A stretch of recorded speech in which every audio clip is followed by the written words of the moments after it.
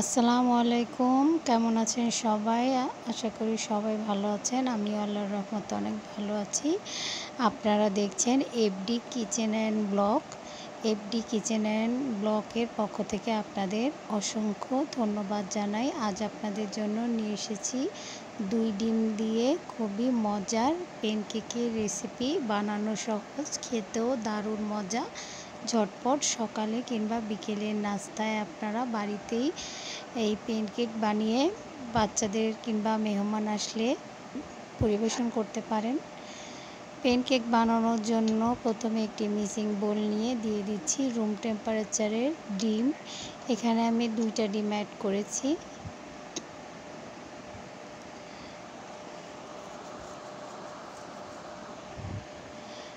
ডিমটা যদি ফ্রিজে থাকে তাহলে 1 ঘন্টা আগে বের করে নেবেন। দিয়ে দিলাম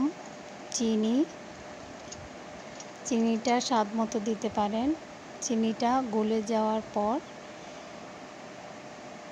যতক্ষণ না চিনিটা গলে যাচ্ছে ততক্ষণ হ্যান্ড উইচের সাহায্যে মিশিয়ে নিতে হবে। এই কাজটা একটু সময় নিয়ে করবেন। মিশিয়ে নেওয়া হয়ে গেছে, এখন আর চিনির দানা লাগছে না।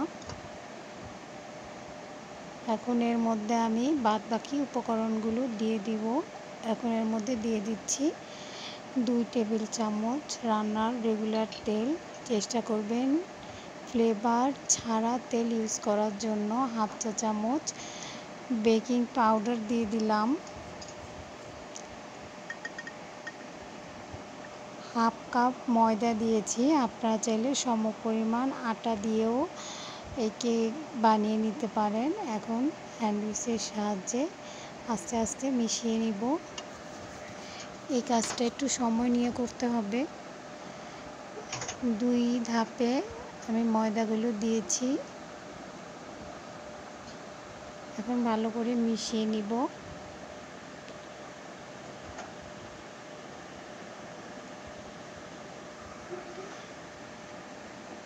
দেখতে পাচ্ছেন ব্যাটারটা কেমন হয়েছে। আমি আস্তে আস্তে ভালো করে মিশিয়ে নিচ্ছি।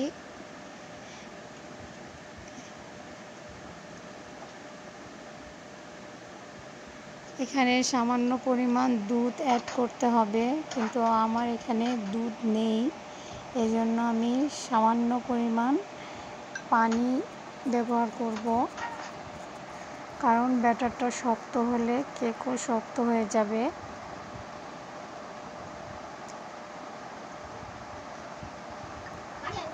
আপনার বাসায় দুধ থাকলে আপনারা দুধটাই ইউজ করবেন। দিয়ে দিলাম 1 চিমটি লবণ। লবণটা অবশ্যই দেওয়ার চেষ্টা করবেন। লবণ দিলে যে কোনো খাবারের স্বাদ অনেক অংশে বেড়ে যায়। ভালো করে মিশিয়ে নিচ্ছি। লবণ দেওয়ার পর অফ ক্যামেরায় আমি ভ্যানিলা এসেন্স ব্যবহার করেছিলাম। দেখুন আমি কেক বানিয়ে নিচ্ছি।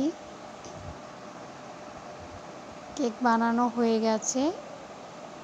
2টি ডিম দিয়ে 8 পিস কেক হয়েছে। এখানে 4 পিস আপনাদের দেখাচ্ছি, আর 4 পিস আমার মেয়েরা খেয়েছে।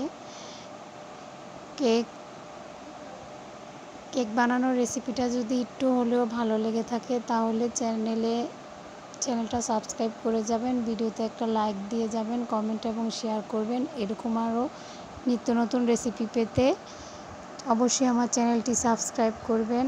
আসসালামু আলাইকুম।